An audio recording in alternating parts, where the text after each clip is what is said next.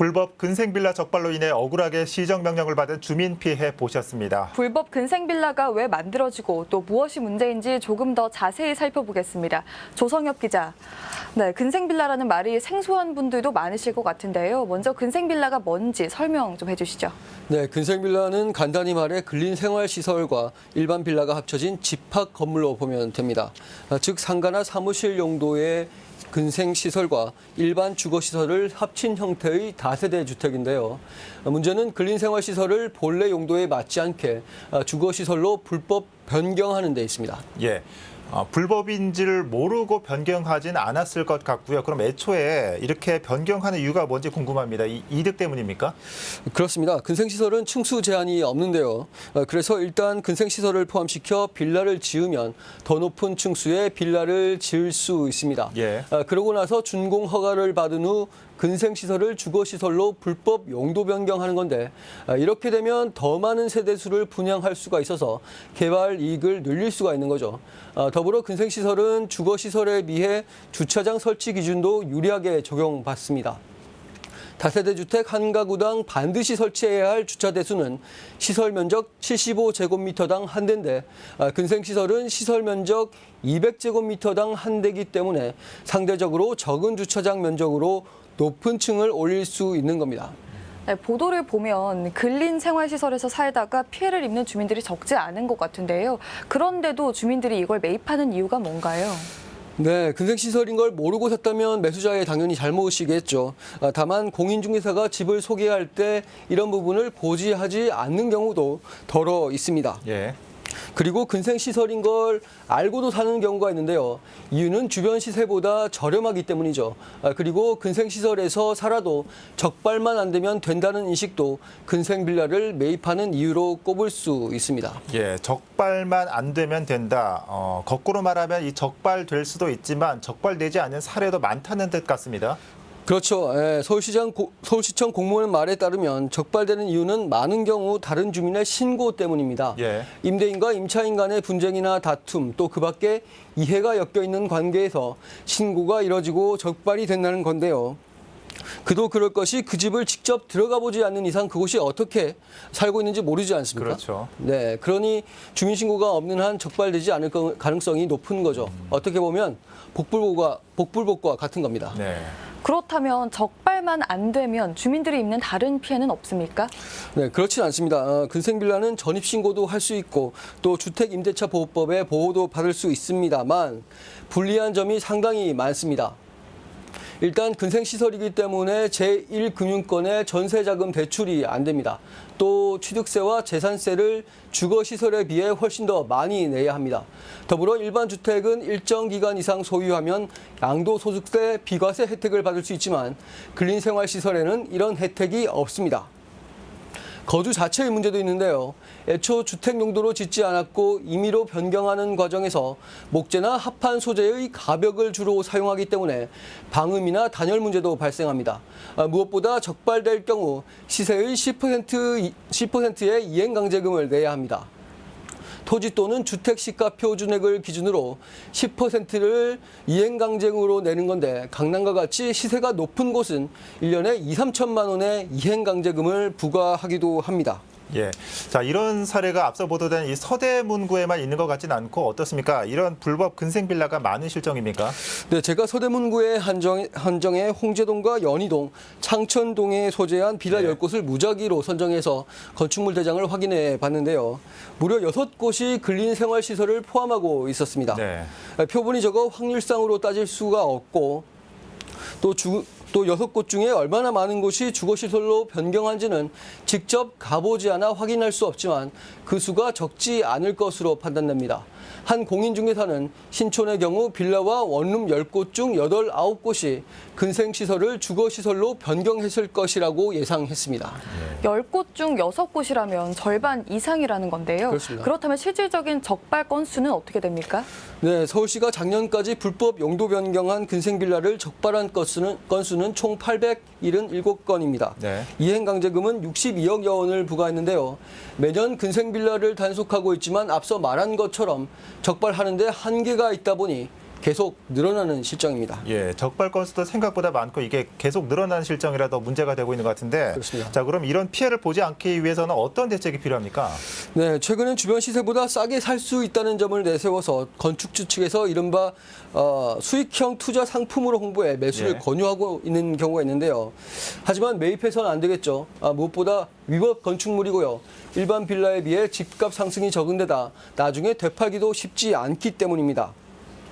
또 건축주 측에서 이행 강제금을 5년 동안 보장하겠다거나 단속에 걸리지 않도록 해주겠다고 대놓고 말하는 경우도 있는데 예. 이런 말도 믿지 않는 것이 좋습니다. 앞선 사례에도 나왔듯이 근생 빌라인 걸 모르고 매입하는 경우도 있는데요. 이런 경우에 대비해 등기부 등본뿐만 아니라 건축물 대장도 반드시 확인해야 합니다. 건축물 대장을 보면 해당 시설의 용도가 무엇인지 알 수 있고 근생 빌라인지도 확인이 가능하기 때문인데요. 이 점 염두에 두시면 좋을 것 같습니다. 예.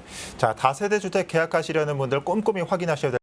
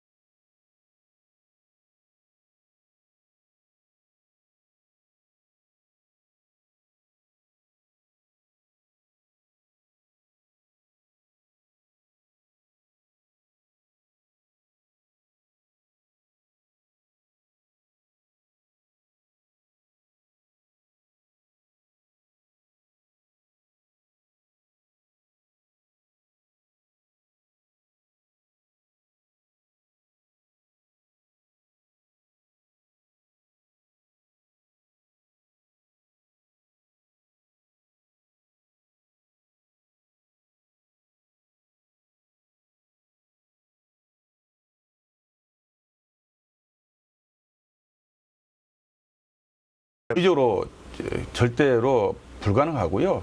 저는